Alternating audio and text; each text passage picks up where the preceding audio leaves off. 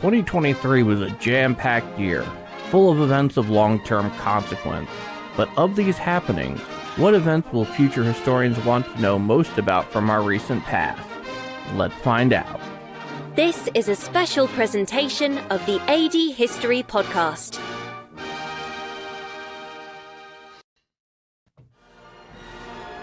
And brought to you live via London and St. Louis, Missouri, you are watching the AD History Podcast. I am Paul K. DiCostanzo, and I am joined by my co-host, Patrick Foote. And Patrick, but we're not alone. We are definitely not alone, as if we are truly ever alone. No. We're also joined by TGNR's founder and editor-in-chief, better known as our boss, Kristen E. Struberg, who's sitting in the third chair today for, what is really an AD History Podcast tradition at this point, which is something that I take a lot of enjoyment in, because I remember the first time this concept ever came about, and it was actually from you. I guess it was shortly after midnight on New Year's Eve to New Year's Day, your time at that point, going into 2020. You sent me an email. Halcyon days. That feels like an age ago. Yeah, doesn't the great it? Before, I like to call it. It really is the great before. The long time ago. Yeah, in the long ago. Yeah. What a great But no, episode. so this began life as a middle segment of, normally it was like the first episode of the year. We'll do this as a middle segment of the normal podcast, where we would talk about what the previous year. I think the first edition was the previous decade. I think we kind of did what would the 2010s be remembered for, if I'm remembering correctly. Yes. And then by the time 2021 came around, we were like, well, 2020 was basically a decade unto itself. So why don't we just do how will 2020 be remembered? It's kind of been a yearly tradition since. Yes, and that's one of the interesting things about all of that is that just the way things have worked out. I felt like 2020 and 2021 were almost a combined year. Oh gosh, yeah, a 24-month year, because it was, for a lot of it, it was basically Groundhog's Day. Yeah, it was.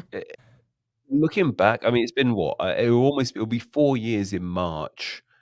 The UK went into its first lockdown when the COVID kind of stuff really hit. And it's been 4 years since then. I remember that like it was yesterday. I remember those days so vividly, like just sort of not being able to do such basic things.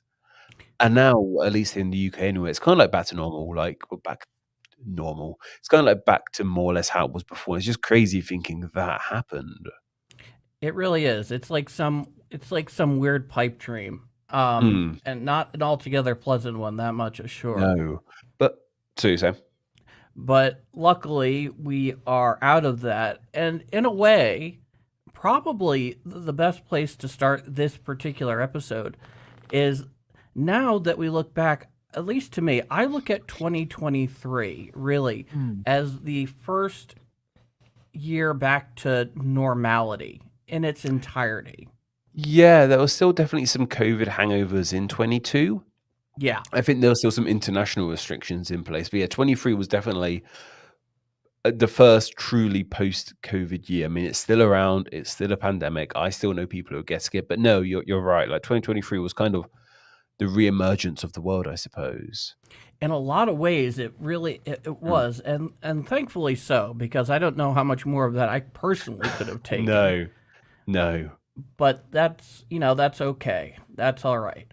And I know people are going to be trickling in and out of here over the next, 90 minutes, 2 hours, whatever the run of this show goes here for today. But the way we want to do this, certainly, is that if you have something in terms of discussing what will future historians want to know about our recent past in the case of 2023 and events and whatnot, definitely leave it down in the chat, because this is not a one-way exercise, to be sure. No, the reason we're doing this live is so we can interact with you guys as we're talking. Absolutely. So as we go forward, by all means, that's definitely something that we want to see, and I think would be all for the best, because it Mm. really makes for the best experience going forward. Mm. And, I'm looking at, we get past what it's actually like to live again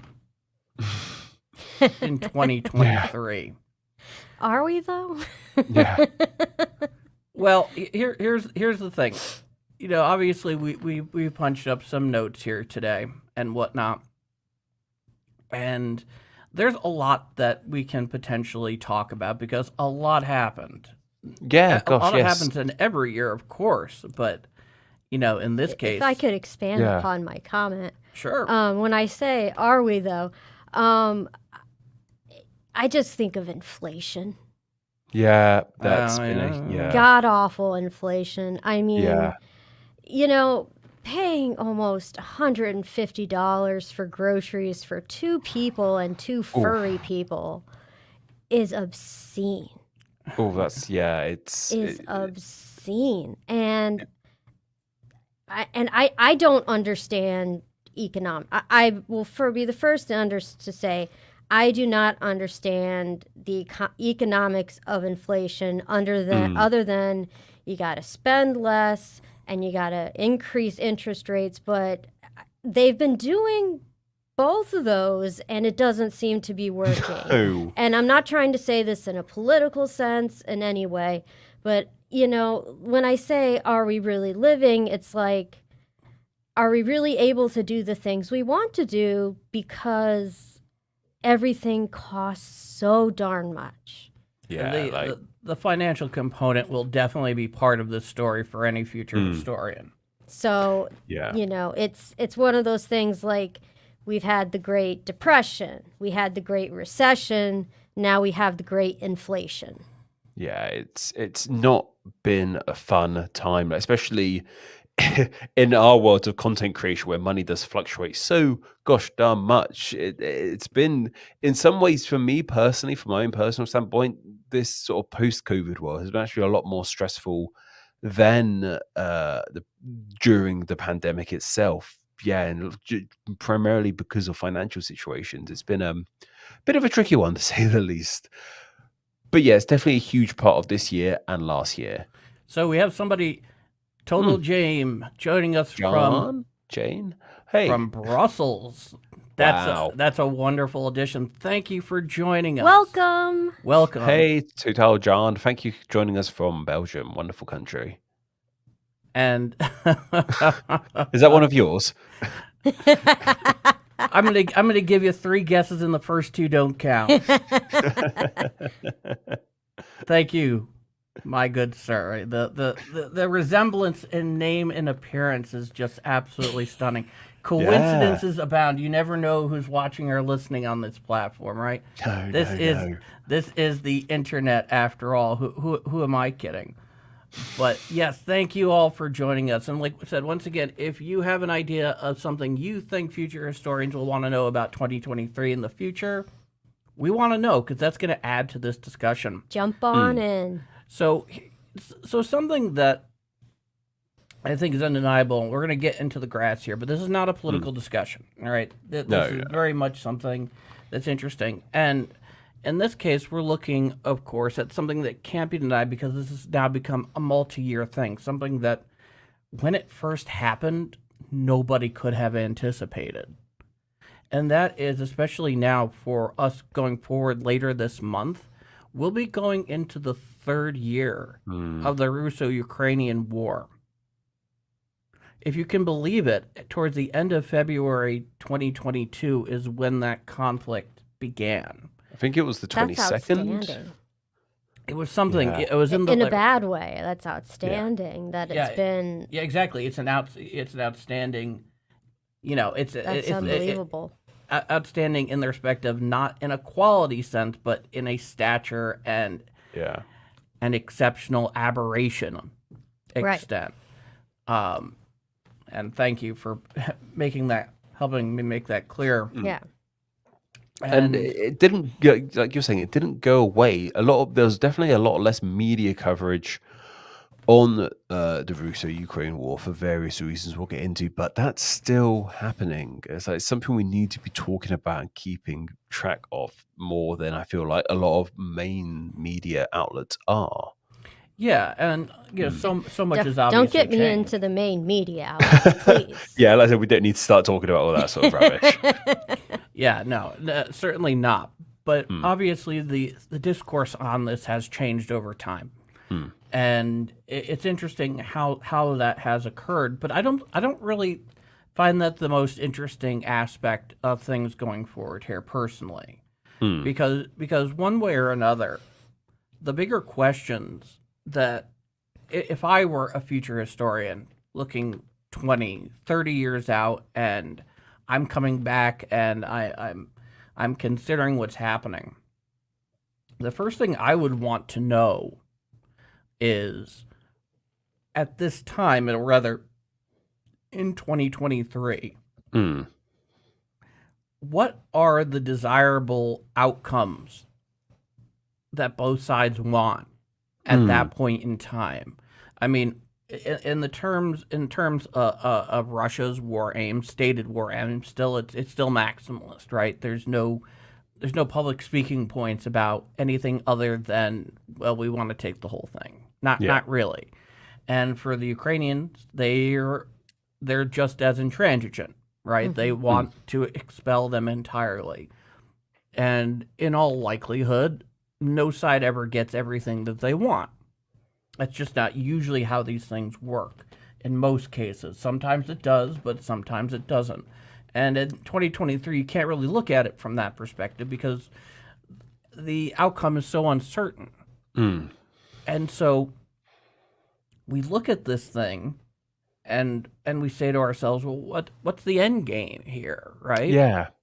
And that's something that in 2023 it was not really given nearly as much consideration as you would think, really. And, for all intents and purposes, are both sides going to get everything they want, just like we were talking about? Probably not. Probably not. If only Kissinger was still here. Yeah, we'll talk. Well, that was a big event we'll be talking about him. I'm going to be coming back to him, but I just keep thinking, I'm like, God. Well, he was here for almost 2 years of it. I know, but he was not in his prime. I'm thinking of Kissinger in his prime, and I'm like, I know what he would think. But anyway, we'll get back to him. Back when he was not a centenarian. Yes, exactly. Exactly. But we'll get back to Kissinger. Which is funny because we actually brought him up on the very first episode of the show. Yeah, he's a bit of a staple of the show, Kissinger. Yeah, and he is an odd callback to our more subtle lore, to say the least. Well, I didn't even know that. Deep AD history lore. Yeah, well, if you remind me, I'll tell you the anecdote when we come back around to it.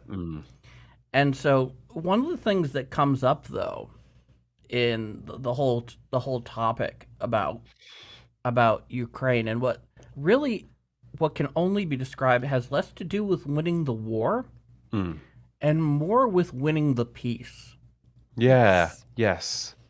Which is, if I'm a future historian, I'm curious what thoughts are going into in terms of how will you end up rebuilding the country, assuming both sides don't get everything they want, where you still, the outcome is still unknown. We can't be sure of that at time of this show, at the time of the stream. But what's it going to take to go into rebuilding it? An awful lot from pictures I've seen. Like, was it Mariupol? Is that the port Mariupol? city? Mariupol, that's the pronunciation. Yeah, that's down in near coastal Zaporizhia, near the Sea of Azov. Utter destruction. It's just like, that's just gone. All I've seen is utter destruction. Yeah, obviously, that's just one example of just the utter destruction that's been happening in Ukraine. We have historical evidence that cities do get rebuilt, countries do get rebuilt. You look at London, you look at Berlin during the Second World War, but that took a long time. There was still, up until like the 50s and 60s, there was piles of rubble. It took the Marshall Plan. Yeah, exactly. Like there are piles of rubble still floating even around even London to like even the 2 decades 60s. after the Marshall Plan. Yeah, In case of London, I remember you yeah. telling me once there were tracks of London that Mm. nearly 15, 20 years after the war were still in relative tatters. Yeah, Wow. God, it took a Wow. very long time. It wasn't just okay, war's over now, up again. No, like it will be if Ukraine can find the financial capabilities to even rebuild. That's a whole separate question. How's not only the time, where's the money to rebuild going to come from? And I'm sure it will come in some way, shape, or form. But it's just going to be a very long time, like decades upon decades of getting some of those cities, some of those places back to a habitable state, if they ever even reach a habitable state. And what I mean also by bringing up the Marshall Plan is it's going to take a lot of external support.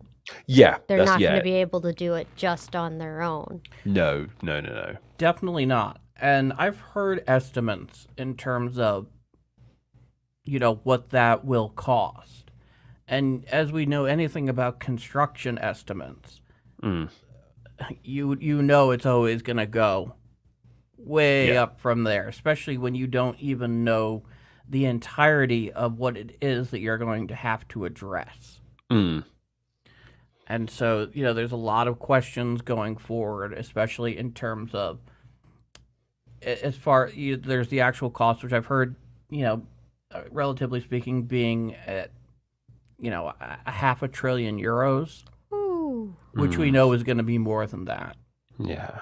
There's That's like it's very rarely you hear trillium like said in an Yes. in actual reality.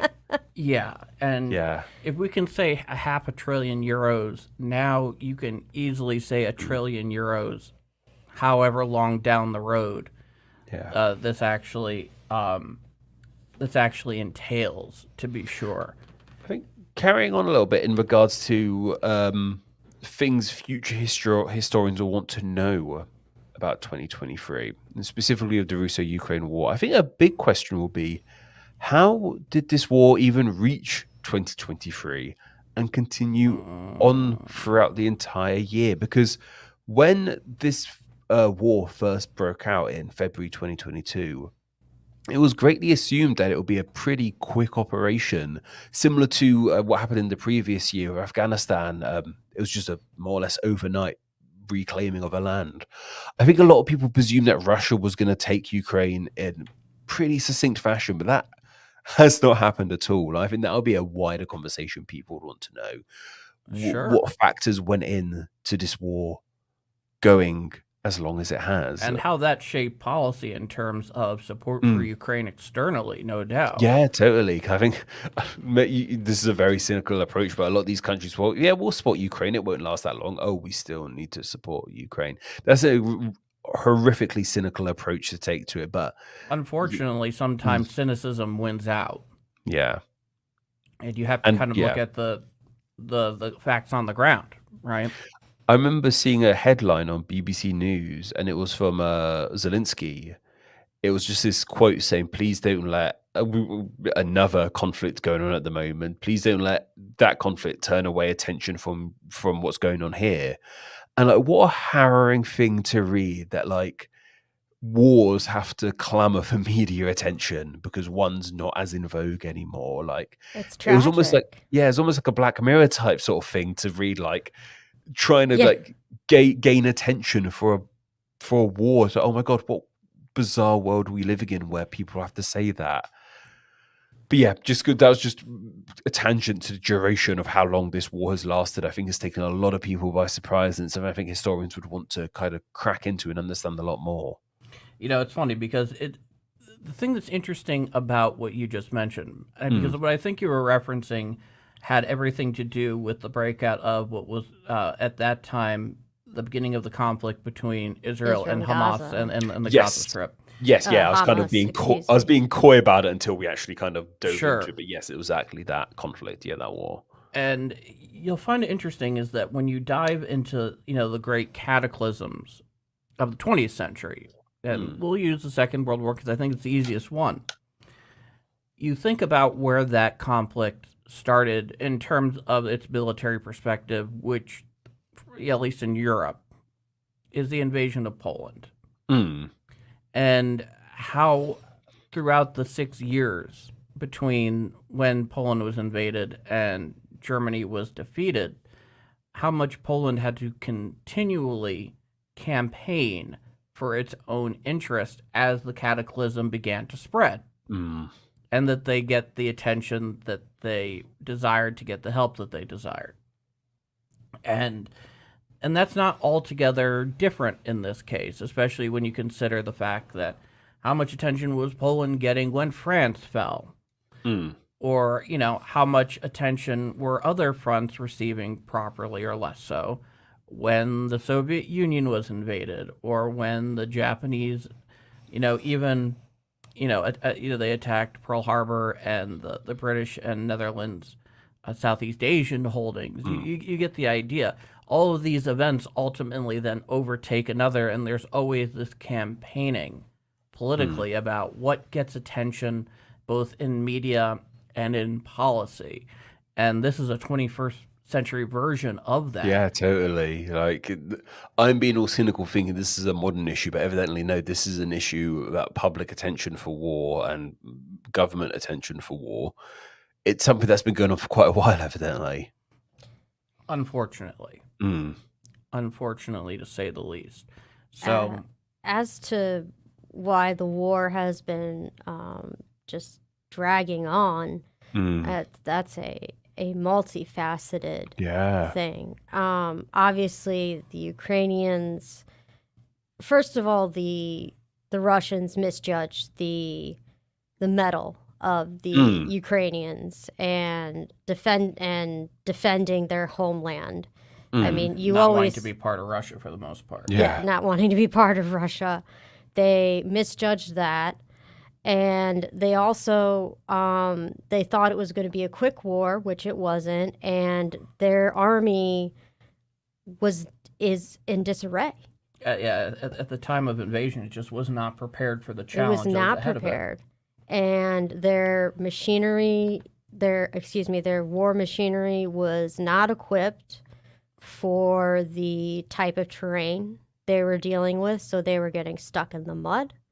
They were, running out of men, so they were recruiting prisoners, freeing prisoners. The Wagner Group stuff. The whole Wagner Group stuff, and there was lack of true leadership.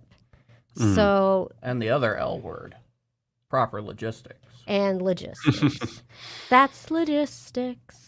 Yeah, so they basically, I'm sorry, I was studying Kissinger, so I keep hearing Kissinger in my ear. It's one of those things where Russia may still be fighting, but in a way they've already lost because they have shown they are not the military power that they project themselves to be. Yeah, they've really shown what they really are through this war. Yeah. What's interesting, though, just looking at it in a greater historical scope within Russian, Soviet, and even Russian imperial history, going back before 1917. What is interesting to note, however, is that for all of the shortcomings militarily that they experienced in 2022, which I think we covered pretty well here. It's also interesting to note to the extent that they managed to recover and stabilize in 2023. Because you look at what was done going forward after that first 12-month debacle, and how much they managed to clamp down on the territories that they already possessed. So there was a good 6-month period going from the late fall of 2022 into, I would say, either March or April of this past year, where you saw the territories that they controlled in the Donbass, so the east, and the south, so Zaporizhzhia and and Kherson and even Crimea, Mm. where they spent a goodly amount of time using the force they had on the ground to fortify and otherwise make the terrain much more difficult to attack on a counteroffensive basis, Mm. right? Because we heard all about going into the spring and summer how Ukraine was preparing for a major counteroffensive, as you would expect, because you can't win a war entirely on the defensive. Mm-mm. You can do a lot of damage on the defensive. It's easier to be on the defensive. It's a lot harder to be on the offensive.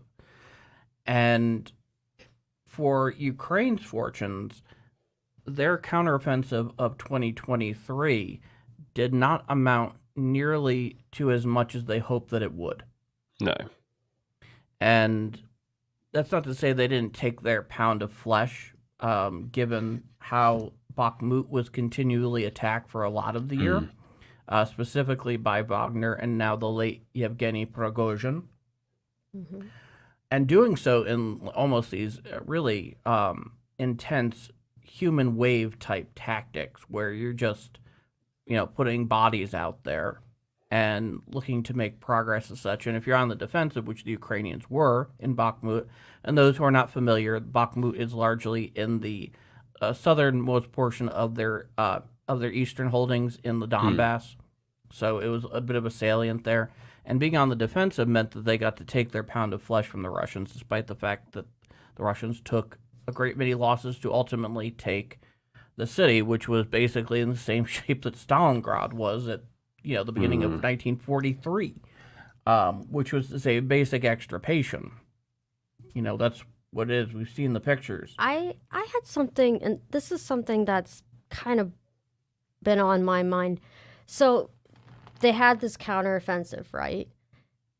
Am I the only one who kept saying, media, shut up about the counteroffensive? Like, isn't surprise a big part of war? Like, you want surprise on your side? Like, maybe we should stop talking about this and let them do their thing? So that's an interesting point. So from the media's perspective, whatever you may feel about the media at the present time is not so much the question.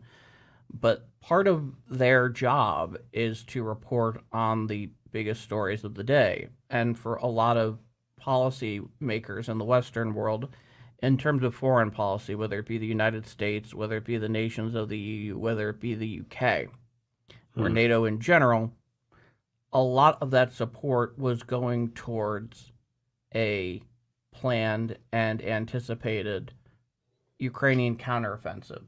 Yeah. And so naturally they were following the news of the day. Where I think it really falls is on the operational security of the Ukrainians. One of the issues they had, however, is that it was very hard to maintain operational and strategic surprise and deception, because there was always a pretty clear idea of where they needed to go to do the things that they wanted to do. Right, but I don't know. I just felt like blasting it to the world. And I'm not pointing fingers at any one media outlet. I'm just saying blasting it to the world just kind of, I felt, was counterintuitive to that whole element of surprise. And I understand you can't hide a whole bunch of, munitions and whatnot forever. Troop buildups. What? Troop buildups. Troop buildups and things like that. I understand that. But I felt like, there's, and again, obviously I'm not for censorship, but there is a certain thing of,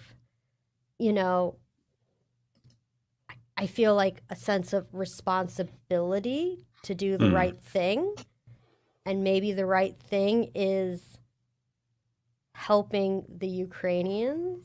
But again, I guess that gets into the political, and we're not getting into the political. So No, and from the media standpoint, they got to follow the story of the day. I mean, if anything, I've always felt that. Oh, follow Kim Kardashian. I'm sure she's doing something crazy. Pass. Hard pass. Yeah. Hard pass. A lot of I usually put that on the constraint of the country themselves, which is to say that there's always going to be endless speculation. But in terms of those things that are secret, whether it be timing, whether it be capability, method, sources, when it comes to intelligence, that's on the OPSEC of the country at hand. On the what? OPSEC, operational security. Oh, operational security. Yeah. Sorry, I'm not down with the lingo. Hey, don't worry about it. The important thing is once we get past the lingo, you know what we're talking about here. Okay, good. But so I do think there is going to be a lot of questions, at least to me, if you're looking as a military historian. Well, how do the Russians, how do they adapt? How do they adapt? Because usually they start performing better after the first year of a war. Not always. I mean, the First World War was not great. But you look at the Second World War and you start getting into the winter of 42, where they've been at it for a year and a half at that point. And they're performing a lot better. Yeah. And so it's just a challenge that you have to recognize in terms of what they do and how they've done it. But also on top of the concept of winning the peace, though. Mm-hmm. There's been a long stated interest, right, in terms of Ukraine joining the EU. And what needs to happen in order for Ukraine to reach that desired goal. And that is something that is going to be very difficult going forward. Yes. Because as we know, whether you're going in or whether you're going out, that's a long process. Mm-hmm. Oh, I know about that, yeah. I know about that. You might have some insight into all of that. Yeah, just a smidge. Patrick, do you have any thoughts you'd like to share? No, I wish Ukraine all the best with joining the EU, but it does propose issues. Yeah, if Ukraine were to be part of the EU and it was still under attack by Russia, does that mean it's kind of like what we saw with the pacts and treaties of the First World War? The reason all these other nations got involved was because they had treaties with these countries that, hey, if you get invaded, we've got your back. So that brings us to the next really important point. Yeah. Would that plunder, would that make things, would that bring more countries into the fold if Ukraine did join the EU? Well, I think Ukraine has to be in a state of stability to join, correct? They can't be in an active war to join NATO. That's a really good question. I thought I read that somewhere. It wouldn't surprise me, but it's certainly, I know there needs to be certain structural reforms that need to happen within the country in terms of various aspects of democracy. But I'm pretty sure they can't be in an active fight. I would say that the EU probably would shy away from adding a member that was in an active war, to be sure. Mm-hmm. Which brings us to the question, even going forward, say this war does end, when the war does end, right? Mm-hmm. The EU itself is not some sort of security guarantee, though a lot of members of the EU do happen to be part of NATO. And one thing it still remains a squirmy issue, and it's something that's very hot button for a lot of folks, of course, is, does Ukraine join NATO after all of this is said and done? Well, this is a thought. Again, Henry Kissinger in my ear. Say, and I'm not saying that this is the way that should go, but say that Russia annexes the Donbass from Ukraine. Hypothetical. Would that be enough of a buffer for them to allow Ukraine to join NATO? That's hard to know. Interesting thought, though. Interesting thought. I mean, even if they were to annex everything that is currently held, say the current lines of territorial control, Right. that's still, it really kind of depends on how the war progresses from here. Right. Something that we did see, though, in 2023 that is interesting to note here as well is a change of tactics by the Ukrainians. And I'm not saying I'm pro annexing that. I'm just saying hypothetically. Yeah. I just wanted to clarify that real quick. I would argue that's a known unknown and a question worth asking. Yeah. It's something I don't know that we can know yet. And if you're a future historian looking back at 2023, that would be something definitely worth probing in terms of what the thinking is during that 12-month period, to be sure. But something else I look at is the change of tactics by Ukraine, which is to see, we're beginning to see reports now of Ukraine doing more attacks on Russia proper. Yes. Like, for example, in the last in the last few months, we've seen drone attacks on oil refineries in places as distant as, say, as St. Petersburg. Yeah. Wow. Yeah. Ukraine are suddenly on the offensive while they spent the first chunk of the war being solely on the defensive. Yeah. Yeah. With the exception of the Kharkiv counteroffensive that occurred in 2022, which was really one of their two big pushbacks, in addition to the axis of advance by Russia early on in the war that was leading directly towards Kiev, however you want to pronounce it. So what is that grand strategy-wise going on the offensive? Because I'm, all due respect to Ukraine, I don't think they have the manpower or the armaments to go on an offensive against all of Russia. I mean, Russia is freaking big. Napoleon learned that. I think it was King Charles of the 12th Sweden. of Sweden, yeah. What? 12th of Sweden. 12th of Sweden learned that. So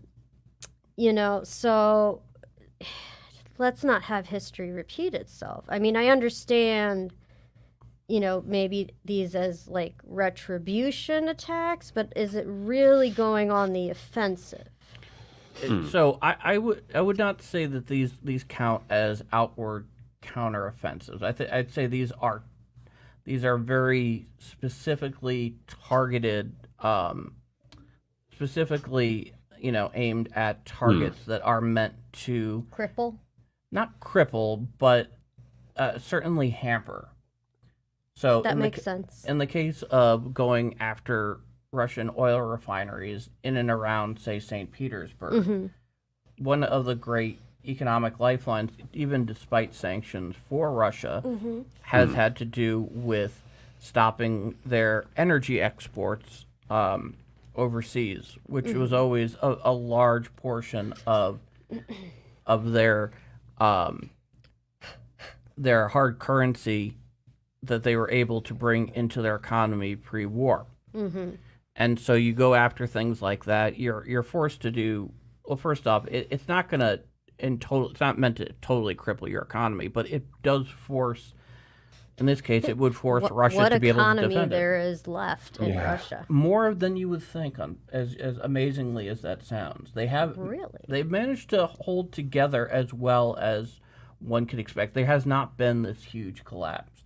I think there was an anticipation early on when a lot of these sweeping sanctions were coming down, like you take, for example, being cut off from the SWIFT banking system. Yeah. That it was the equivalent of actually physically, martially striking physical targets but it doesn't work that way. A lot of there was this I wouldn't say a misapplication, but a misunderstanding on the popular level that these were going to be immediate outcomes, when sanctions are far more long-term tools in nature. Okay. And so they've been managing to kind of keep it together and move towards more of a wartime footing. And even though you initially saw a ruble collapse right after it, they have managed to kind of ad hoc staple things together to keep the whole thing moving over time.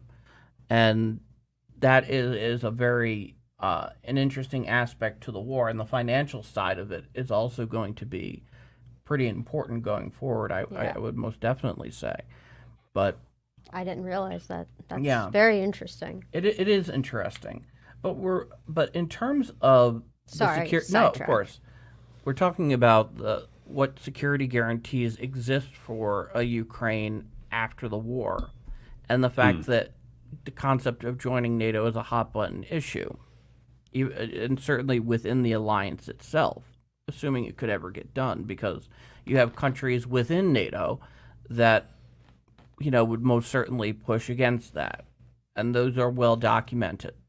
They're talking about your Hungaries and your Turkeys. Rabble rousers. Well, they're part of the alliance, and they have their interests in this case, whatever one may think of them. But rabble rousers. So the question is keeping this apolitical. There's nothing political about calling them rabble rousers. Keeping it apolitical. In this case, what kind of security guarantees can be made that are not NATO that would allow a negotiation to go forward that would end the war, where Ukraine could walk away from it and say, okay, how do I feel as if I have enough external security guarantees by those countries that have supported me, that if I were to end up in a situation similar to this again, that I could accept the terms on which are being negotiated. And that's hard to know. That's a tough one. Yeah, it is a tough one. Because that is a very, very fine line, because you go into back at the end of the collapse of the Soviet Union, and you have the Budapest Memorandum, which basically was an agreement, which, when they say it's a memorandum from a diplomatic point of view, it's barely a what one would call a what's the best way to put this? It's barely a diplomatic agreement. Yeah. It's written down, but it's not like it's a treaty. Right. Right. Its standing in international relations is dubious, without a doubt. And part of that was, okay, I'm Ukraine at the time. I still possess a notable amount of the former Soviet nuclear arsenal within my borders. And it basically stipulated, in a just a simplification of this, that we will give up these nuclear armaments to the Russian Federation, which is considered the legal successor of the USSR. And in exchange, the United States, the UK, and interestingly enough, Russia will back us up militarily should we ever be attacked or invaded. Yeah. Yeah. And so how do you get around Budapest Memorandum 2.0? Because you can't, how many times do you need to learn a lesson on this one? And more importantly, and this I think this is something when we eventually get to Kissinger, I think he'd probably have a lot to say about, is what does Russia need to come away with that the Russian leader that's not named Vladimir Putin, whoever it is, that 20 or 30 years down the road... Oh, come on. It's still going to be Vladimir Putin. Well, Vladimir Putin is what, his late 60s, early 70s. So I say 20 or 30 years down the road. I'm talking about 90, 100 years old at that point. Yeah. And while he could still be alive... It's still going to be Vladimir Putin. You may be right, but let's say it's not. His head in the jar, Futurama style. If there was going to be any current leader that would try to make that happen... It'd be Vladimir Putin. Yeah. but going on. Let's say it's not. Yeah. Okay. You have a successor, however they come about. Yes. What does Russia need to come away with at the table here at the end of this conflict that makes hypothetical leader 20 or 30 years down the road not reinitiate a conflict along a similar casus belli? Well, they could read their history. Yeah, Well, like yes, but that doesn't necessarily mean they're going to make a rational choice. No. yeah, but like go sorry, ahead, you're saying, Patrick. Kristen. No, go ahead, Patrick.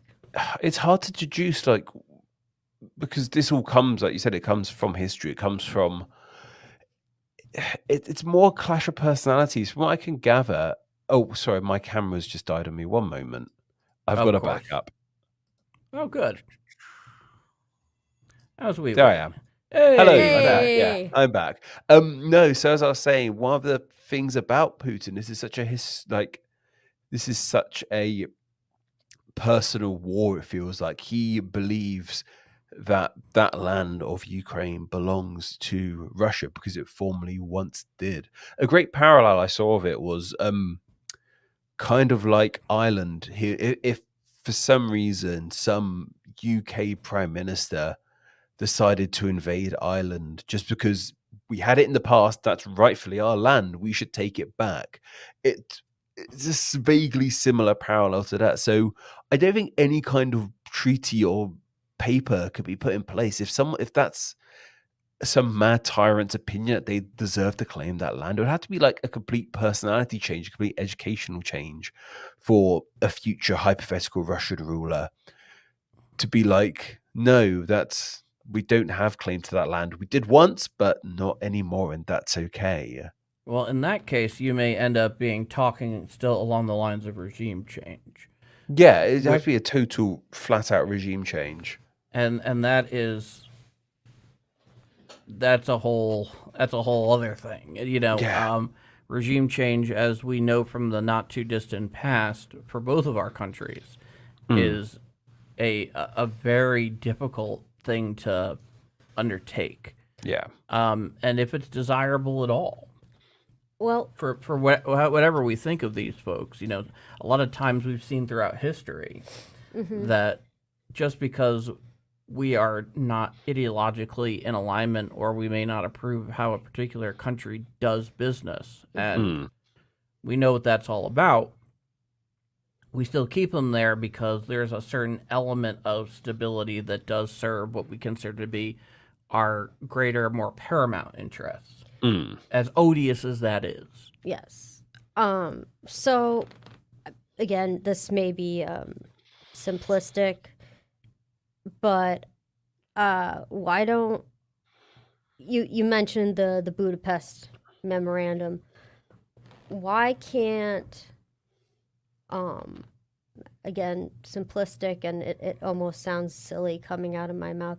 Why can't we just do, a Team America Budapest agreement with Ukraine? You're kind of talking about I guess what could be called a bilateral plus. Right. That has been suggested. And I do think there's Oh, great. I'm not stupid. by no means. So when you said Team By no America, I means. just thought of the film.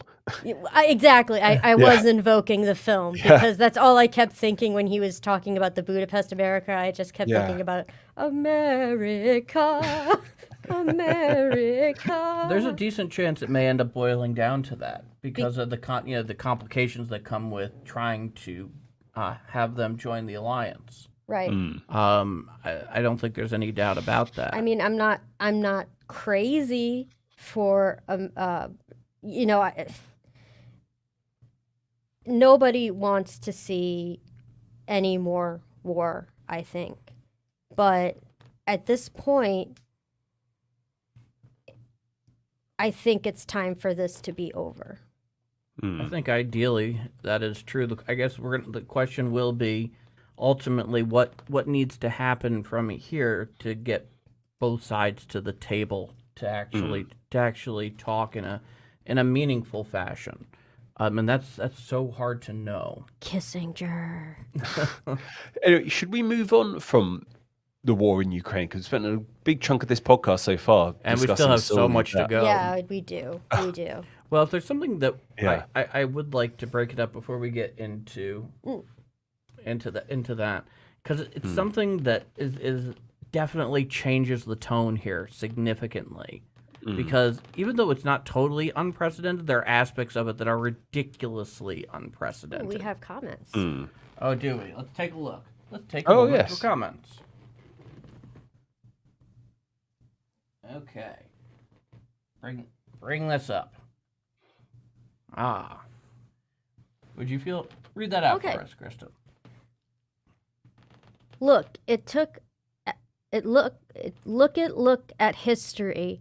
The French and Indian War was a regime change in North America, and Russia is doing no different in Ukraine. Now I think of it. That's not a bad comparison. I mean, it did take a regime change for the French and Indian War to come to an end, and that's exactly what we were talking about, that it may take a wholesale regime change, maybe not even just on the Russian side, but the Ukrainian side, for anybody to come to the table. So I can't imagine this war ending. Thank you, Yuckster Thorazine, and I'm sorry if I butchered your name, but that's an excellent point. Thank you. Yeah, no, it's a fantastic contribution. And once again, if you are watching or listening right now and you want to add something to this conversation, whether it be an event that future historians will be interested in 2023, or adding to our conversation here, by all means, please do so. Putin is a resoundingly stubborn human being, putting it nicely. I can't in any way ever seeing that man surrender or say, I give up, because he's the strong man. He's the archetypal political strong man. Single-minded, to say the least. Yeah, I just can't comprehend him ever doing that. I think this war will probably only come to an end once Putin's gone one way or another. I'd love to be wrong. Are you familiar with the term the Vorsht? I've heard the term. I think it's one Paul's probably said at some point. The Vorsht. The Vorsht, yeah. It's basically it's the term the Russian strongman, and it's the belief it's the Russian belief that Russia can only be run by the Vorsht, and he is the Vorsht. I believe the exact translation of the Vorsht is boss. That's what they used to call boss. Stalin. Yeah, boss. Yeah. Yeah, it's interesting. Yeah. Stephen Kotkin, who's a historian of great note regarding of certainly modern Soviet history and especially Soviet history and Stalin, who's made this point again and again. And he's made it very clear, which is to say that really the only way that you get Putin to the table and to seriously negotiate is if he feels that his regime and his power is slipping. Yeah. Yep. Absolutely right. That's something that for you listening or watching right now to consider, because that's part of the whole regime change aspect, or at least the pressure that sort of possibility can entail. What's his guard called? Is it called the not Centurion, the Are you talking about the FSO? No, not the FSO. His loyal cadre. The FSO. But it has a specific name. That's like it's like a Roman term. Oh, the Praetorian Guard. Yeah, the Praetorian Guard. If more Praetorian Guards defect like that other one, I bet he'd feel his regime is slipping. Yeah, so if you are a longtime listener of AD history, going back several seasons, you're familiar with the term Praetorian Guard. Yeah. Basically, their whole business was protecting the emperor, and quite a few times enacting regime change on their own behalf of their own interests. In this case, his is the FSO. And there's been very little by way of defection from his current FSO, his Praetorian Guard. But there has been a couple. And it would be a good metric to tell what the stability of the regime really is based on their activities in that respect. Not a bad idea, huh? No, never. Of course not. It's one of the many reasons you are here today. But changing pace on this conversation Let's change pace. significantly. Yeah. something that is just so incredible. You can't even believe we're discussing it. And those are the congressional hearings that occurred, especially back in, I believe it was August and September of 2023, regarding unidentified anomalous phenomenon or aerial phenomenon. Oh, I wish we had the X-Files sound UAP. Yeah, that'd be very appropriate. I think this news took the US a lot more by storm. You guys love your UFOs. It was kind of like, it was more like in other news, kind of in the UK here. We have our own weird. Actually, no, I say there's been a lot of news about aliens / reptile people in the news in 2023 anyway. That's a completely different story specific here to the UK. Well, depending on who you listen to or who you follow, the newest, the next in line of some of the most notable lizard people on the planet were recently coronated in your country. Recently had coronation in your country. It was a big thing I missed completely because the day the coronation happened, I literally left the country. It was a coincidence. I didn't purposely go out my way. It was a weird coincidence. Yeah, you were on travel. Yeah, I kind of missed that. Kind of flew under my radar, but I imagine it was quite a silly time here in the UK as we tend to do things here. But no, the UFO, what does UAP stand for again? Unidentified. It's either unidentified anomalous phenomenon or unidentified aerial phenomenon. Basically UFOs, right? It's some wild stuff that's happening. There was like there's like a body of an alien claimed to be found in Mexico or something. I'm hearing about that was that was that was horseshit. But but in terms of what's been going on here, so back in 2017, there was this big article that made the front page of the New York Times about a program that the United States had been running effectively since the late noughts up to that point, where in addition to some other stuff, they were looking into this particular phenomenon, which has been reported, a great deal. And we're not going to go into the whole history of that because that's a whole conversation and it's a really muddy one. But needless to say, here in the United States, the topic of the UFO, as it were, as interesting as it is objectively, because it feeds into this greater concept of, are we alone in the universe? One of the great questions, who are we? Why are we here? How did we get here? What's the purpose of life? Are we alone? Is there some kind of intelligent grand creator? All of these questions that to some extent or another are either extremely subjective or flat out unknowable, except for really one. And that one is, are we alone? And what does that mean? And have we encountered it, whether we realize it or not? And it's something that for a long time, for decades, has been very, very stigmatized. Like you couldn't really talk about it with too many people, or they're gonna think you're a weirdo. Yeah. Tinfoil hats and whatnot. Exactly. But then we start seeing very openly the Pentagon begin to release videos that are, lead to a lot of different questions, to say the least. Like, whoa. Oh geez, what the hell is that? I don't quite understand what I'm seeing here. And there are, then you also have military pilots, talking about their own encounters with things that they cannot explain and have encountered repeatedly.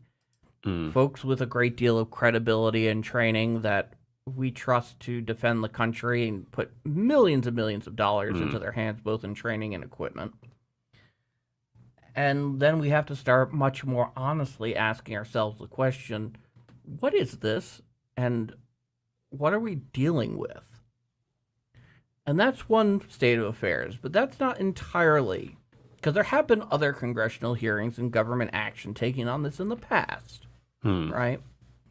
Nothing this significant, but it's happened. In this case, this is where things get particularly unusual, is when you have an actual intelligence official, though they make it very clear that they were acting on behalf of the government for what I understand to be what the Congress calls their UAP task force, and looking into these claims and coming forward with some pretty intense stuff, even though he made it very clear that he has not seen any of the things personally that he's reporting on, that in terms of the intelligence community and the inspector general for various intelligence communities, one in particular, he comes forth as a whistleblower, fellow by the name of David Grush. And coming forward and expressing certain details of the fact that not only is this something that we're observing, we actually have on hand in terms of like tangible material craft. And I gotta tell you, if I'm a future historian looking back at 2023, knowing at the present discussing this, that I have absolutely no way of knowing what the veracity of all of this truly is. None of us do. What an unbelievable watershed moment that we are now giving full congressional attention to this. Yeah. That, to me, is the historical point of note. Yeah, it's kind of, it could go either way. It could just be a weird quirk, something that happened in 2023, or it could be the start of literally some of the biggest news ever. We just don't know from this point. But if it goes that latter option, then yeah, this is the start of huge news. What I would like to say is the, general disgruntlement, bordering on outrage, like people like, oh, the government's been hiding this from us forever, blah, blah, blah, blah, blah, blah. And I'm like, well, of course the government has not been open about it because the government doesn't know what to do about it. Like, does the government want to admit, like, yeah, there's flying things in the sky, could attack us? Maybe not. Maybe not. We can't do anything about it. No, Mass I've got time panic ensues. And that is a fantastic point. I mean, I personally, Here, if you get up on your mic a little bit I'm more. sorry. I personally was not offended or bothered by that. I know a lot of people that were. I know a lot of people that took great umbrage by it. And, again, just fed into various conspiracy theories, which I won't even acknowledge here. But I was like, why would the government tell us something that would just induce panic? They will, I would rather the government wait and tell us something when they have a plan of action. Yeah. But that's me personally, and I'm not, again, not trying to be political, just merely strategic. In fact, That's all I'm going to say. No, I think that's a fine point. I think it is more practical than political, really. Because, anytime you are in a government position, you're a policymaker, you're a decision maker, and you're not trying to freak people out. Especially when you know that there's only that you've seen intelligence that perhaps the rest of us have not, and you recognize, oh, okay, this is interesting. What can we do about it? And to openly admit what can we do about it, nothing, opens up a whole new can of worms, does it not? Even if it seems like it's the clear, undeniable outcome, it's one of those things where we're like, if we could have done something about it, wouldn't we have already done it? I just hope the scientists working on the alleged alien bodies all look like Brett Spiner from ID4, because that's how I imagine all scientists looking like that would be working with aliens. I just love that scene where he's like, You want to see him? Huh? Huh? Huh? Yeah. God, I Yeah. love Independence Day. Oh, it's a The great first movie. Independence Day. The first one. Or Yes, the weird first second one. I never saw. I Welcome never. to Earth. No. Yeah. That's when Will Smith was just like peak Will Smith. Peak Will Smith, yeah. Peak Will Smith. Oh man, that's so good.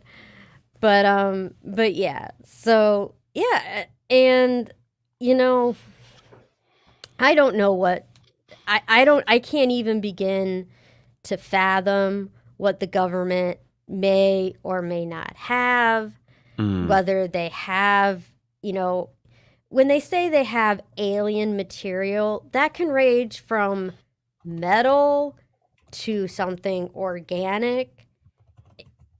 People automatically think like, oh, they have alien material. Clearly they have bodies. It's like, Yeah. no, material is simply mass. It doesn't mean that it's something that was once living. It could mean, that it's metallic or, carbon based. It could be anything, but people always jump to the most extreme because we're people and that's what we do. So, I personally was not over, balled over by the congressional hearings. I was just kind of like, to be the naysayer, I was kind of like, we're wasting Congress's time on this. Yeah. But I disagree with that. I know, like I said, I'm being the naysayer, the counter opinion. But, I'm not saying that this research isn't important, but I don't know. I was not overwhelmed by that. But that's me personally. Please go on. As a future historian, though, I will want to know more about the inside story of how we got to this point.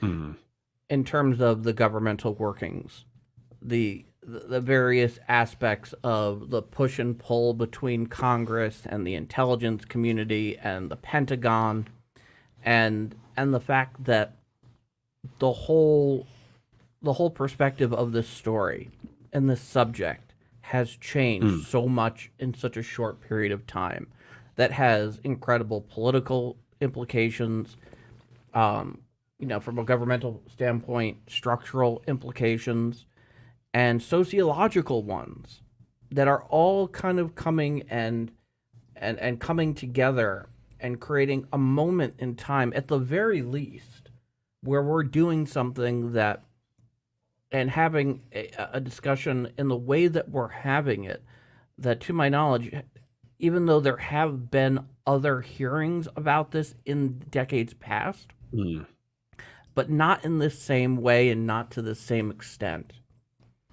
I mean, I believe these discussions are important, but to me, they belong in the realm of scientific circles. Yeah. Not necessarily government ones. Like, I think there should be, workings between the two, but I don't necessarily think it should be this. I don't know. I just feel that it belongs in science. I would agree with that, with one exception, and that has to do with the national security standpoint of this thing, and the fact that it does seem to be around various aspects of our national defense, whether it be carrier groups at sea, for example, naval exercises that are not far off the United States coast, in and around, say, military installations of various kinds, and that could be anything. I recognize that could potentially be another, what we call a near peer power. But based on what we've been told, we're looking at something that seems unlikely, that we've been leapfrogged to this extent. And when we have our own military people that are the best we have put forward, telling us this is an issue for how we operate, that is definitely something that does deserve open hearing and inquiry by our elected leaders. Can't we just lump it all under DARPA? Well, I mean, DARPA is. I'm sure DARPA would have its own role if indeed we do have something of interest, to be sure. But, when you look at some of these accounts where you're talking about like 15 or 20 years out, if DARPA were truly that involved, we would have seen something much more impressive by now. I know, honey. I'm just joking. So it really boils down to the nuts and bolts national security stuff for me, in addition to just the bigger political changes, the governmental structure, and the inside story about that. I agree. And the national security implications. I agree with the national security implications. I do agree with that. But I feel like there should be more work between them and science. But that's interesting because NASA is becoming involved in this now. Well, that's good. Yeah, I agree with that. That is a really interesting aspect of it, and a very NASA positive should be one. involved. Yeah, no doubt. Yeah, I kind of presume they'll be the ones most involved with stuff like this. Right. Yeah, and I'm also very much in favor of an open scientific inquiry that needs to happen, because otherwise it's just wild speculation, and that's never a great place to be. But examining that moment of time as a future historian back at 2023, I mean, we'll see what happens from here. But boy, oh boy, that could be a big one. I do agree. I can see how that can be a big one, even though I kind of disagree with it.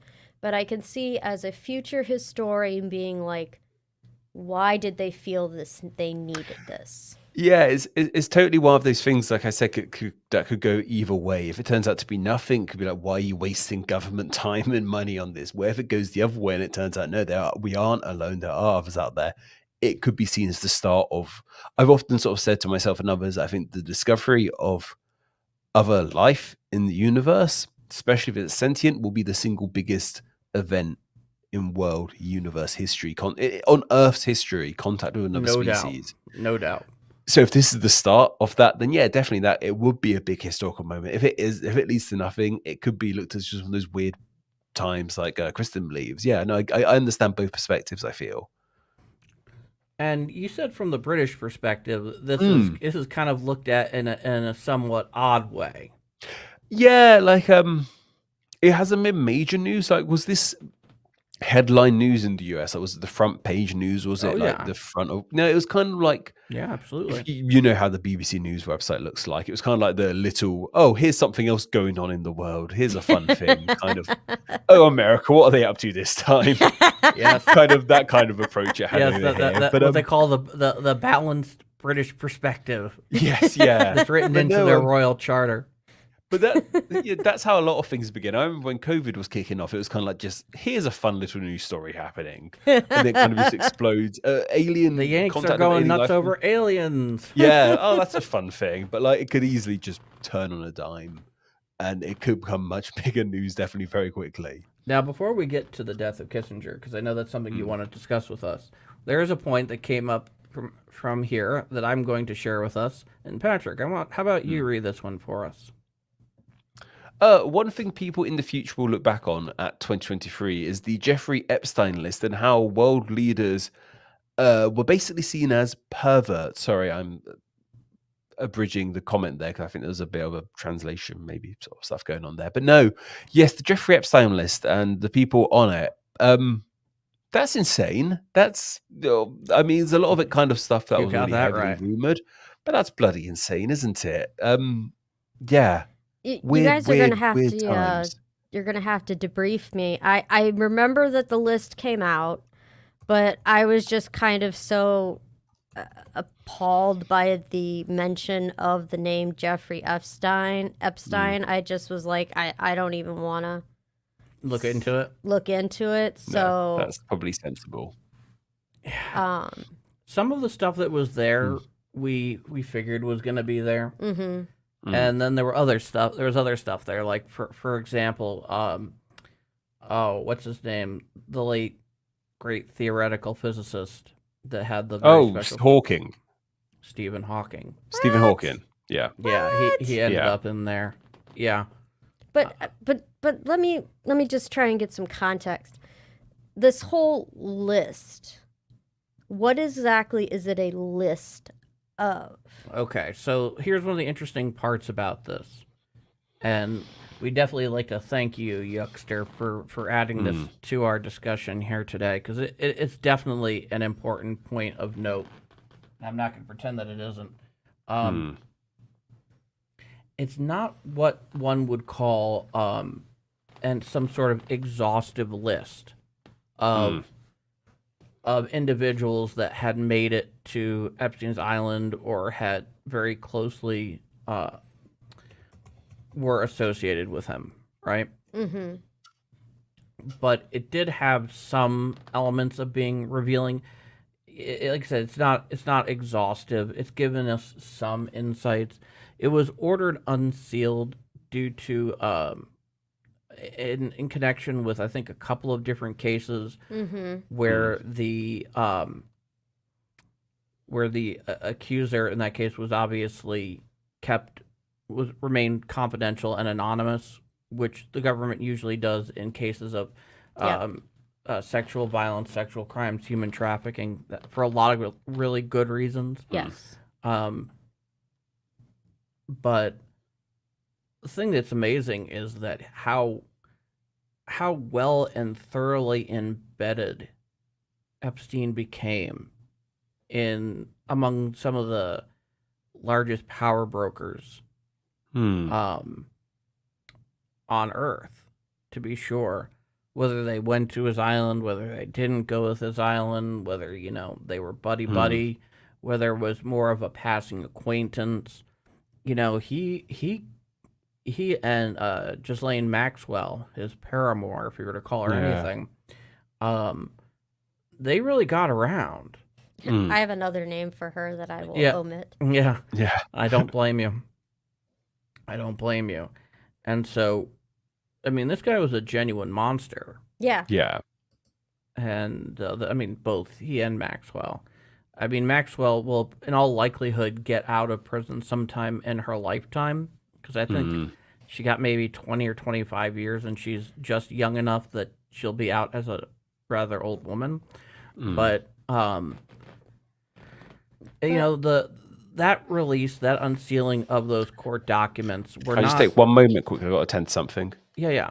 Was not nearly as complete or as explicit or as full as you want. You'd like to be able to say, okay, yeah, here's an entire unredacted list of everybody that we know visited his island. But I mean, again, forgive my ignorance, but visit the island doesn't mean had sex with young girls on the island, does it? Not necessarily, but in many cases it's heavily implied.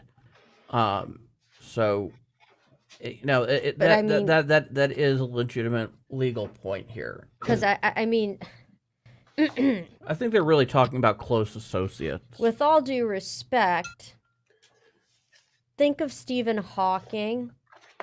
Think of Stephen Hawking's physical state. Okay, that's where things get weird. Yeah. I'm just saying. Oh, I know, and this is where him going to the island, I don't think involved copulation. So, no. Without going into the more explicit details of this, all I'm going to say is that Stephen Hawking did not come out of what was revealed very well. And we can discuss that off mic. That's fine. Off stream. Yeah. But like I said, off mic, off stream. That's fine. But I mean, that's just God. Yeah. I think my heart's just broke a little.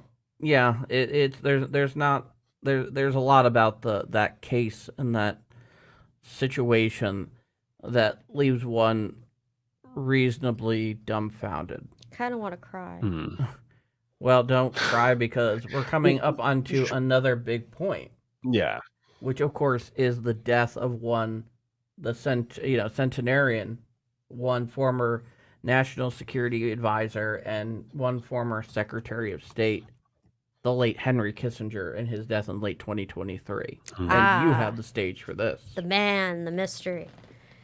Okay, so 2023, we lost a, some would say revered, some would say reviled, great politician, and Certainly in a stature context.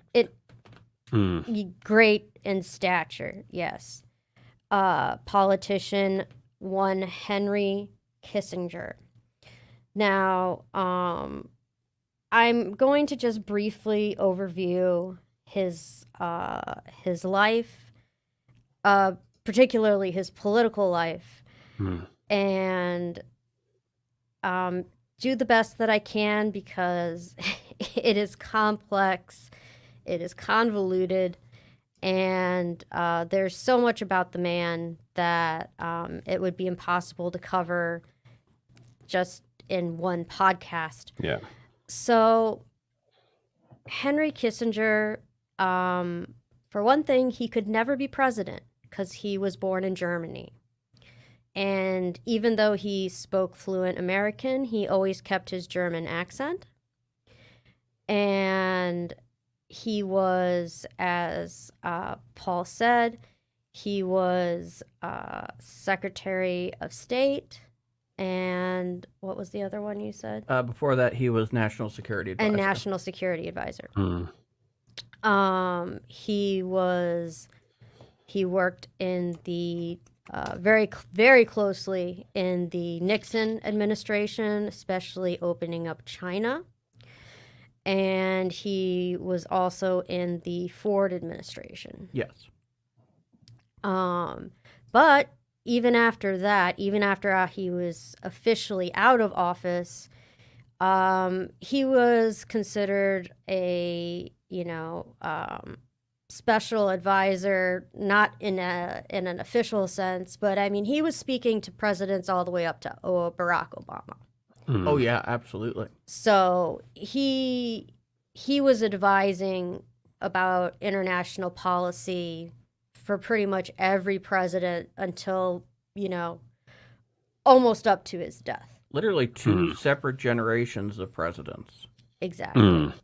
So to give you an idea of what a very, very broad idea of Henry Kissinger's political philosophy, it's really one word: realpolitik.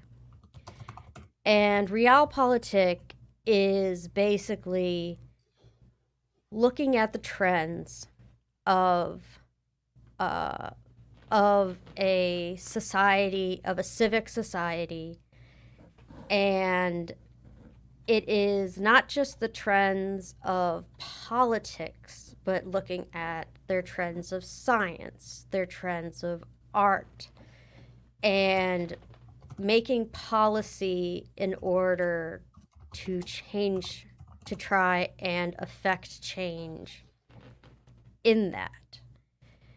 And it's also, it can be a cold policy. It's not necessarily, a feel-good policy, because it can be, the trends can be misleading, because it's not necessarily that you have to go with the trend. Sometimes you have to go against the trend to try and make things better. But basically, he was about looking at the whole picture and trying to devise policy that directed the whole picture the way that it either needed to go or should go to, what's the word I'm looking for, to improve things or make things go the way that they needed to go to better, forgive me, to better coexist with other entities. So that's why I was thinking, when we were talking about the Ukraine situation, where if Henry Kissinger was there, I could see him saying, well, give up the Donbass, because Russia's already shown that they've lost because they actually can't fight anything. It would give them a buffer, and Ukraine would no longer be threatened by being ruled by Russia. To me, that's realpolitik. Yeah, and I think you hit it right on the head that realpolitik can be some of the more odious aspects of policymaking in terms of how it's viewed and how it's approached. Did I do a good job overviewing it? It was I a think little it- spacey. No, I think that makes sense. I mean, in the case of Kissinger, he, you put it very well in terms of how he is viewed by a lot of people, which is to say he's championed by some and demonized by others. And of course, that has a lot to do with his role working with Richard Nixon, specifically after they came into power after 1968, and the steps that they took in order to eventually end U.S. involvement in the Vietnam War. Yes, that was very important. And I was watching, what's the show? Is it Firing Line? Yeah, Firing Line. I was watching Firing Line with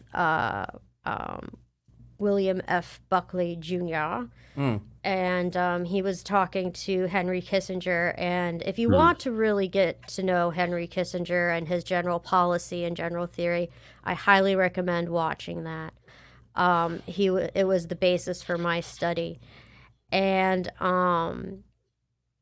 he actually said that forgive the antiquated phrase, he said that, what happened in Indochina, meaning Vietnam, was a mistake, and that they did go about it wrong. But obviously what they did, they thought was right at the time. But, time gives us perspective. And what they did at the time, they thought was right, and they thought it was the way to end the war. So, they also talk about China. They talk a lot about Russia and détente. He was very big on détente. And yeah, God, the man wrote constantly about himself and about different topics regarding diplomacy, power politics, and things like that. I'm actually kind of, on a personal note, kind of hooked on Kissinger, and I look forward to reading more about him because He's ridiculously compelling, he's very compelling. however you feel about him. And I feel, I was telling a friend, I feel like so much of what he was talking about regarding realpolitik were things I was thinking in my head but could never say quite so eloquently. So anyway, we lost, whether, again, you revered him or reviled him, we lost a towering figure in American foreign policy. And, something that's interesting about Kissinger, especially in relationship to his collaboration with Richard Nixon, is how alike they were. Yes, very much so. They, in so many ways, they both enabled each other in tremendous ways, and they were also each other's kryptonite. I mean, it's just that there are so many aspects of how they looked at the world and how they operated, which was very complementary to each other. Like they really enjoyed, especially in the diplomatic side, they loved working in secret and using back channels. Really big into that.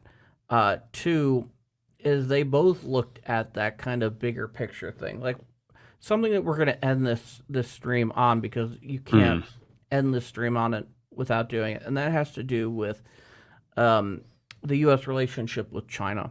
Yes. Mm. and how much that has changed. Oh my, yes. And you really have to bring that back to that Nixon administration, because the relationship and opening up with China factors into both the machinations that went into eventually ending U.S. involvement in the Vietnam War, as well as our U.S. relationship with the Soviets at the time, because we're talking about post-Soviet Sino split. And something that you'll find in Nixon's early written accounts and his own personal notes after taking power after 1968 is the need for China not to be isolated from the world. Mm. And that if you had, at the time, 800 million people sitting in isolation, basically stoking their fears and their fantasies about, an external aggression towards them, and them in particular, and not welcoming them into the wider world, you'd be creating a greater conflict potentially in the long run. And that ultimately, in order for that to go forward, that even though we are two separate systems with very different political and individual values, both on a cultural level and a political level, governmental level, we need to share the planet. Yes. Mm. You need to share the planet one way or the other. Bring it into the world community. Yeah, I mean, we don't have to be in some great geopolitical bromance, but it's got to work somehow. Yes. And they both understood that very, very well. And also, something else I think is important to point out, because this always annoys me, Richard Nixon didn't start the Vietnam War. Okay, that Yeah. happened. That was Lyndon B. Johnson. Yeah, Lyndon Johnson was the one who really stepped that up, and that was before Nixon was ever elected president. But Nixon played a very controversial role in their attempts to end it. One of those being what were intended to be the secret bombings of Viet Cong bases in Cambodia. Which lend itself to a whole historical kerfuffle. Yeah, the unravels during time. I mean, when you were reading, analysis and obituaries of Henry Kissinger after he died, you get everything from those who absolutely lionized him to those who flat out blamed him for the Khmer Rouge and the killing fields under Pol Pot. All right. That was the extent of how controversial this guy is and how strongly feelings are held about him in particular. What cannot be denied, however, is, of course, and you alluded to this so well, is that even when he was out of power, opposing political parties actively sought out his insight for literally 2 generations of U.S. presidents. Didn't matter if you were Republican, didn't matter if you were a Democrat. They all went to him. And that also includes foreign leaders. Let me give you an interesting example of all of this. The Chinese obviously had a very strong sense of Henry Kissinger and had certain respect for him, as they did for Richard Nixon. In fact, you would be shocked to hear it, when Deng Xiaoping, so he was the effective successor to Mao after the death of Mao. He's the one who was responsible for China's opening up economically to the outside world. When he came to the United States to visit Jimmy Carter in 1979, that's when recognition gets changed over from the Republic of China, which is Taiwan today, to the People's Republic of China, 78-79, and the U.S. Congress grants the most favored nation status trading-wise to mainland China, which gives them basically open access to the U.S. market. One of the folks that Deng Xiaoping insisted, of course, on seeing on his way over was Richard Nixon. And both Nixon, and Kissinger separately have also been invited over to China, by the government at various points in time. And he's also been, he's also advised European leaders in addition to North American ones. I mean, this guy was so entrenched into the political tapestry of policymakers for decades that, regardless of what you think of him, it really is the end of two eras in his passing, which I think is incredible. And the other thing, of course, both he and Nixon have in common, Nixon, of course, and rightly so, resigned in disgrace after Watergate because, based on what was revealed, he was going to get impeached. Yeah. And for the most part, obviously, because Kissinger remained in office when Ford took over and remained Secretary of State, he was not nearly as involved in all of that, and certainly not in terms of the political consequences of it. But the thing that's amazing is that both Kissinger and Nixon both managed. In the case of Kissinger, he never really truly lost it, but in the case of Nixon, he always had this incredible ability to basically play, in a political sense, something of what's the term I'm looking for? Came back from the dead in the New Testament. Lazarus? Yes, political Lazarus act, where he was able to reconstruct himself as a viable and respected. I figured Jesus was a bit much. So. Yeah, certainly. For anybody, Lazarus, to be sure. And how, despite all the controversies both of these two are a part of, remained incredibly influential because, once again, in this case, of course, Nixon dies in 94. So, we're talking about a good, roughly 30 years between their deaths, which is kind of incredible. And in the case of Kissinger and Nixon, both of them were consorting and advising U.S. leaders, even ones from opposing political parties. And the more you learn about them both, the more you will be absolutely taken aback by how similar they were. Yeah, Nixon was advising as late as Bill Clinton. Absolutely, yeah. Clinton went into him pretty early on, as a matter of fact, which Yes, is he interesting. You wouldn't have thought so, but here we are. But, getting into this last part here, because I think this is awfully important, because we're going to be wrapping up here in about, 15 or 12 minutes or whatever it is, top of the hour. Something I want to bring up because it leads itself to, and there's so much more we could cover in this episode. Much more. Especially if we're talking about the Israel-Hamas war and whatnot. Which Do I hear a part 2? There's always a part 2. Yeah. Really, it's just the timing of it all. I know. There's so much to cover.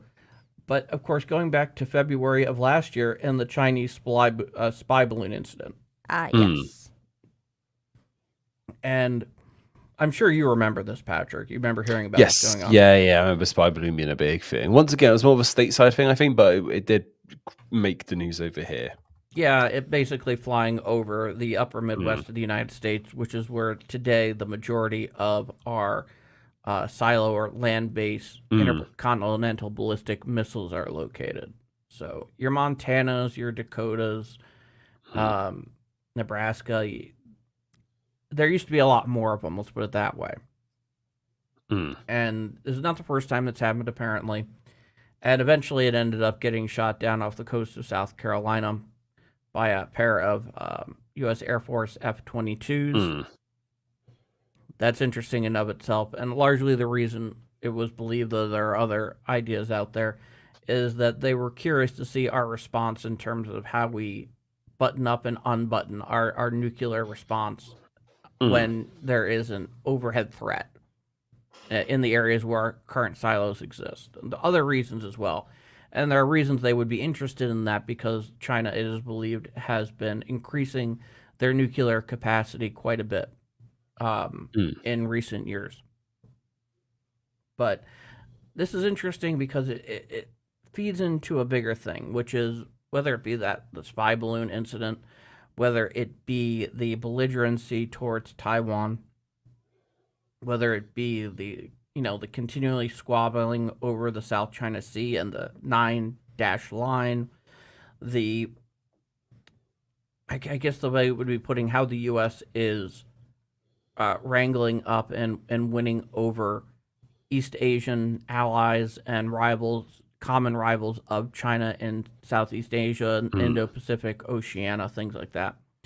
Oceania, I believe, properly called, where we begin asking ourselves, based on the current relationship between the United States and China, and the West and China in particular, how do we manage to properly share the planet with them?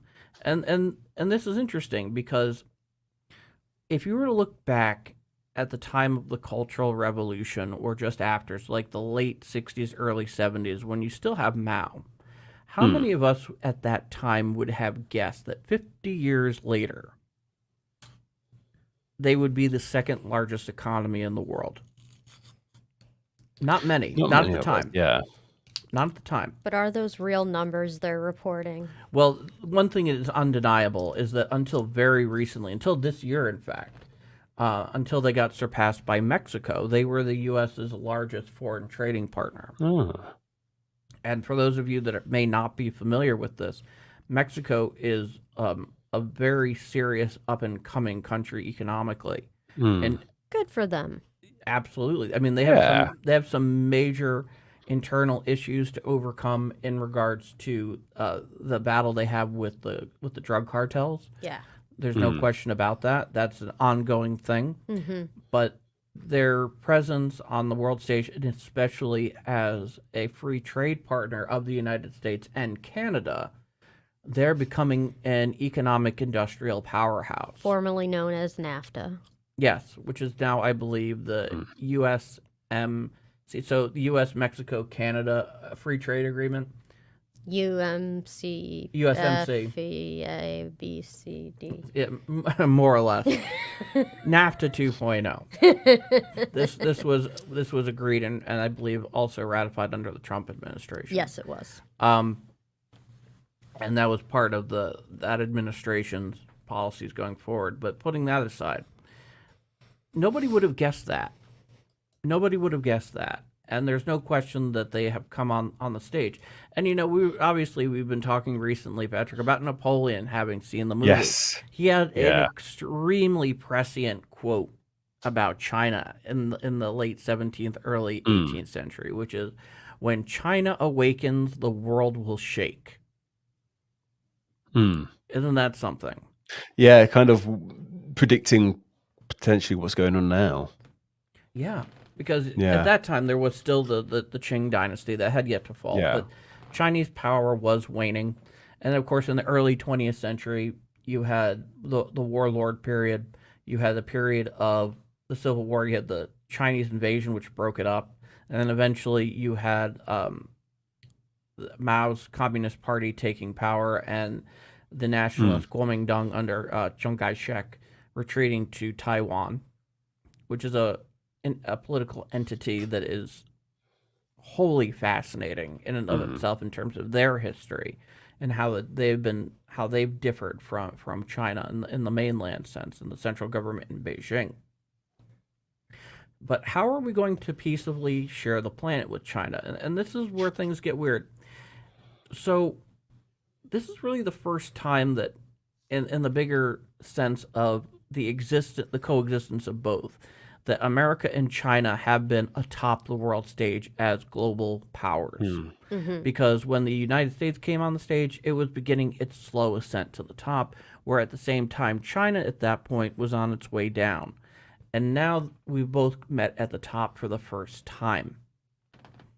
And when you look at the current ruling power in China, the Chinese Communist Party, a lot of modern Chinese look at them as just the newest dynasty.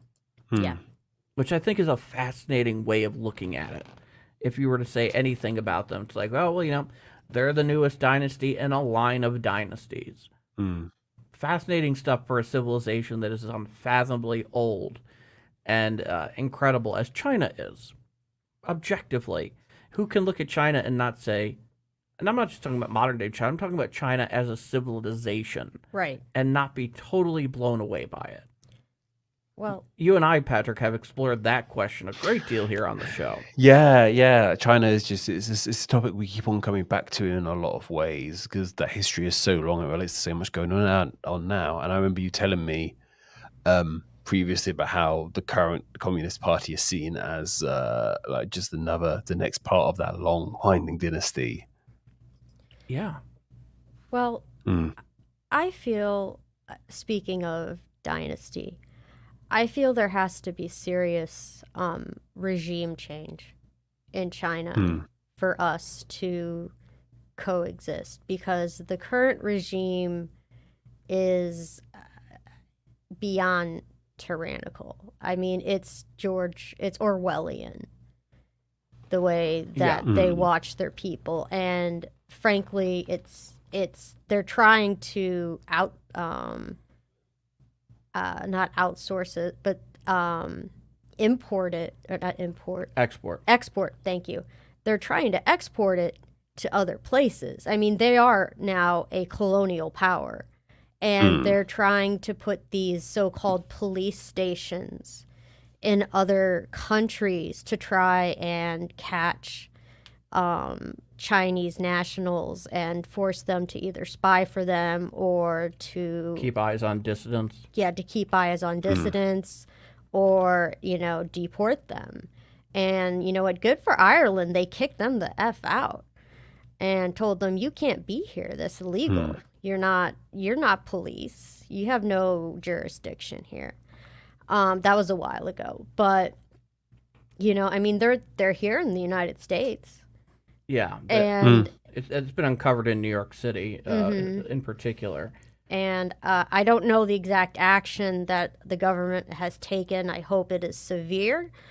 But we can't coexist with a regime like that.